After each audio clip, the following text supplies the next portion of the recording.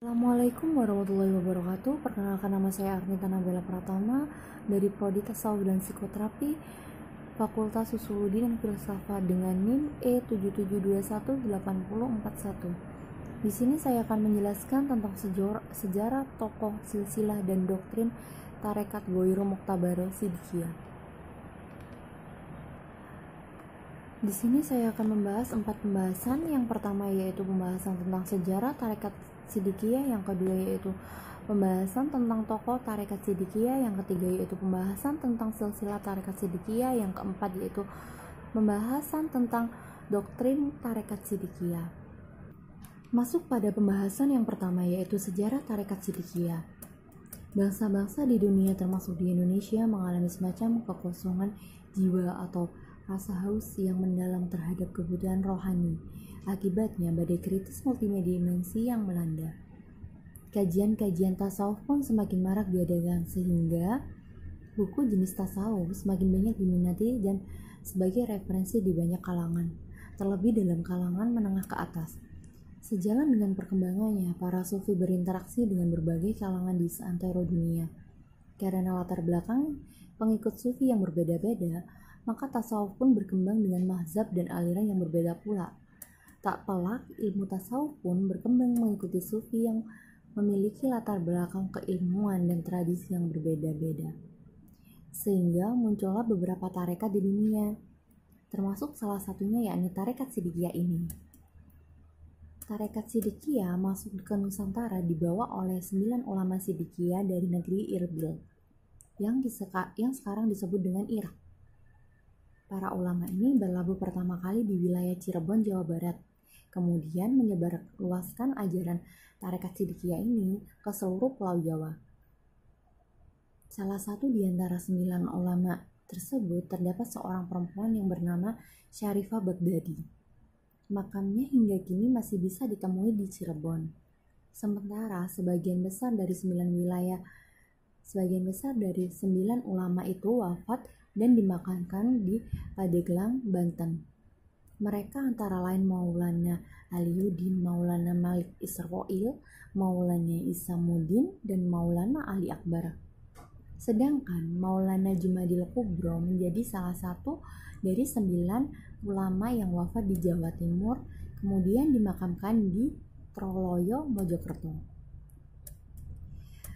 Perkembangan Tarekat Sidikiyah. Agar mempermudah penyebaran ajaran yang dijelaskan oleh Tarekat Sidikiyah, mendirikan sebuah yayasan pendidikan Sidikiyah yang berpusat di Desa Losari, Kecamatan Poso, Kabupaten Jombang.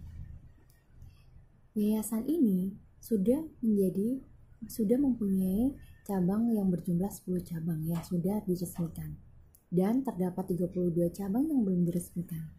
Cabang yang sudah diresmikan yakni Nganjuk, Kediri, Bojonegoro, Malang, Purwodadi, Grobogan, Jepara, Surabaya, Mojokerto, Sidoarjo, dan Lamongan. Sedangkan cabang-cabang yang belum diresmikan yakni Banyuwangi, Jember, Pasuruan, Lumajang, Blitar, Tulungagung, Trenggalek, Ponorogo, Madiun, Ngawi, Magetan, Gresik, Tuban, Solo, Kudus, Demak, Semarang, Pemalang, Pekalongan, Salatiga, Yogyakarta, Kebumen, Purwokerto, Jakarta Utara, Jakarta Selatan, Jakarta Timur, Tangerang, Lampung Selatan, Lampung Tengah, dan Sumatera Selatan. Masuk pada pembahasan yang kedua yakni tentang tokoh Tarekat Sidikiyah.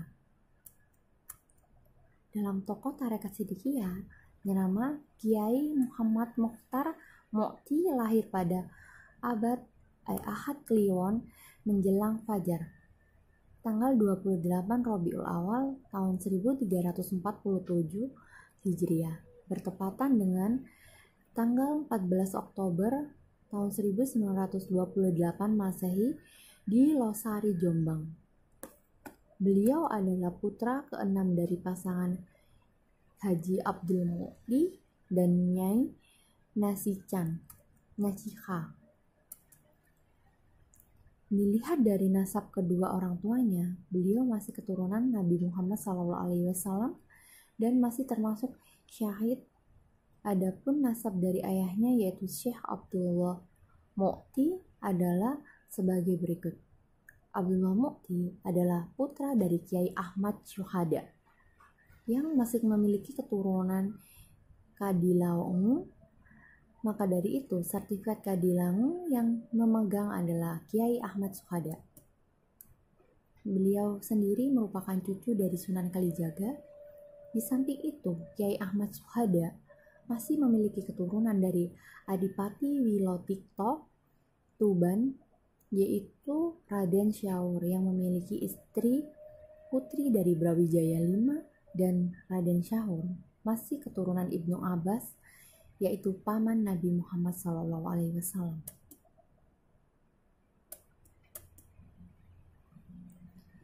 Kelahiran Kiai Muhammad Mokhtar Mu'ti sebenarnya jauh hari telah diprediksi oleh para leluhur beliau.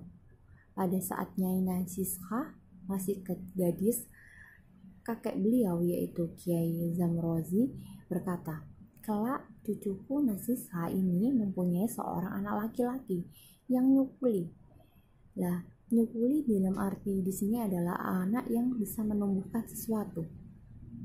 Apa yang diramalkan oleh kakeknya ternyata benar terjadi. Kiai Mokhtar Mu'ti memberikan pengaruh yang besar terhadap kehidupan sosial keagamaan masyarakat Jombang, khususnya daerah Losari, dengan mendirikan sebuah tarekat Sidikiyah ini. Selanjutnya masuk pada pembahasan yang ketiga, yaitu tentang silsilah tarekat Sidikiyah. Silsilah Sidikiyah melalui sahabat Salman Al-Farisi diterangkan dalam kitab Tanwir Al-Qulub, yaitu sebagai berikut. Yang pertama yaitu Allah SWT, yang kedua Jibril alaihissalam, yang ketiga yaitu Nabi Muhammad SAW, yang keempat yaitu Abu Bakar As-Siddiq radhiyallahu an, yang kelima yaitu Salman Al-Farisi, yang keenam yaitu Qasim bin Muhammad bin Abu Bakar As-Siddiq radhiyallahu an, yang ketujuh yaitu Imam Ja'far Sadiq siwa Sayyidina Qasim bin Muhammad bin Abu Bakar As-Siddiq radhiyallahu an. Silsilah ini dinamakan tarekat Sidikiyah. Selanjutnya yaitu ke-8 Syekh Abi Yazid Taifur bin Isa bin Adam bin Saruyan Al-Bustami, yang ke-9 yakni Syekh Abi Hasan Ali bin Abi Ja'far Al-Qorkani, 10 yakni Syekh Abi Ali Al-Fadal bin Muhammad At-Tusi Al-Farmadi, yang ke-11 yakni Syekh Abi Ya'qub Yusuf Al-Hamdani. Silsilah ini disebut dengan tarekat At-Taifuriyah. Yang selanjutnya yaitu ke-12 Syekh Abdul Khalid Al-Gajduani Ibnu Al-Imam Abdul Jalil. Yang selanjutnya ke-13 yakni Syekh Arif Ar-Riwikari. Yang ke-14 yakni Syekh Mahmud Al-Anjiri Faknawi. Yang ke-15 yakni Syekh Ali Ar-Rumaitani Al-Mansyur Bil Azizani. Yang ke-16 yakni Syekh Muhammad Bab As-Samasi. Yang ke-17 yakni Syekh Amir Ulali Ibnu Sayyid Hamzah. Thariqah ini disebut dengan Thariqah Al-Huwaijikaniyah. Selanjutnya yakni Syekh Muhammad Baha Andin An-Naqsabandi bin Muhammad Syarif Al-Husain Al-Ausi Al-Bukhari. Selanjutnya yang ke-19 yakni Syekh Muhammad bin Aladin At-Tairi. Yang ke-20 yakni Syekh Yaqub Al-Jarqi yang dinamakan dengan tarekat Naqsabandiyah.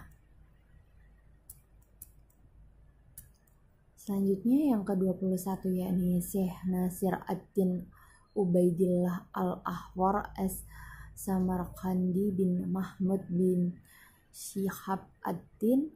Yang ke-22 yakni Syekh Muhammad Az-Zahid. Yang ke-23 yakni Syekh Darwis Muhammad As-Samarqandi.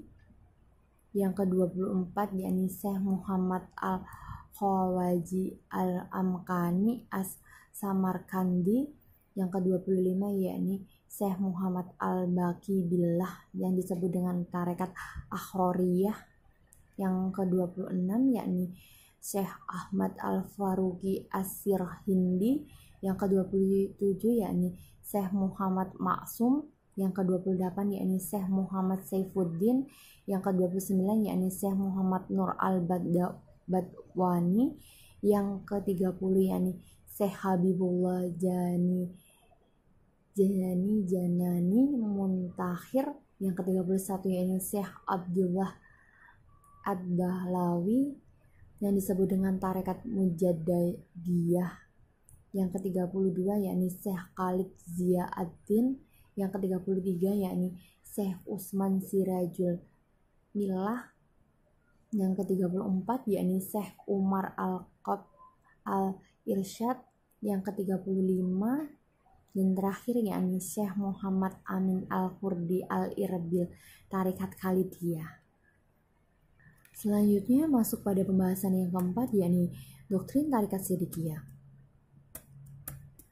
Pokok pangkal ajaran tarekat Sidikiyah adalah La ilaha illallah. Kalimat La ilaha illallah memiliki banyak nama. Di antaranya yang pertama yaitu kalimatut tauhid, yang kedua yaitu kalimatut taqwa, yang ketiga yaitu kalimatul ikhlas, yang keempat yakni kalimatul haq, yang kelima yakni kalimatul miftahul jannah, yang keenam yakni kalimatus sumunul jannah, yang ketujuh yakni kalimatul uliyah, yang kedelapan yakni kalimatul urwatil wusqa,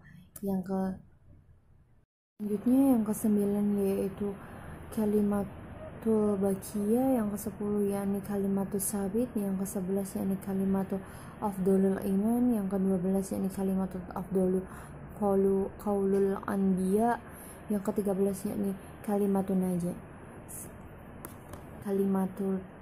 kalimatul hasnallah, yang ke-15 yaitu kalimatul sakilah, yang ke-16 yaitu kalimatul qaulan sadidan, yang ke-17 yaitu kalimatul qaulan kariman, dan masih banyak lagi lainnya. Selanjutnya yakni amalan tarekat Sidikiyah sebagai berikut. Yang pertama yakni zikir jahar nasfi isbat, yang kedua yakni zikir siroi, yang ketiga yakni zikir tabib rohani selama 7 hari, yang keempat yakni zikir tabib rohani selama 40 hari, yang kelima yakni zikir Fatihah, yang keenam yakni zikir ayat nur, yang ketujuh yakni khawatan serta fidaan. Selanjutnya yakni pembahasan tentang ajaran tasawuf pada tarekat Sidikiyah. Yang pertama yakni sanggup bakti kepada Allah dan Rasulnya. Yang kedua ini sanggup bakti kepada orang tua yakni bapak ibu, dan perintah untuk bakti kepada orang tua telah ada dalam Al-Quran. Yang ketiga yakni sanggup bakti kepada sesama manusia. Yang keempat yakni sanggup bakti kepada negara Republik Indonesia. Yang kelima yakni sanggup mengamalkan tarekat Sidikiyah. Yang keenam yakni sanggup cinta kepada tanah air. Yang ketujuh dapat menghargai waktu. Sekian presentasi yang dapat saya sampaikan. Mohon maaf apabila terdapat salah-salah kata ataupun salah dalam pengucapan. Sekian. Terima kasih. Mohon maaf sebelumnya. Wassalamualaikum warahmatullahi wabarakatuh. Kasih atas perhatiannya.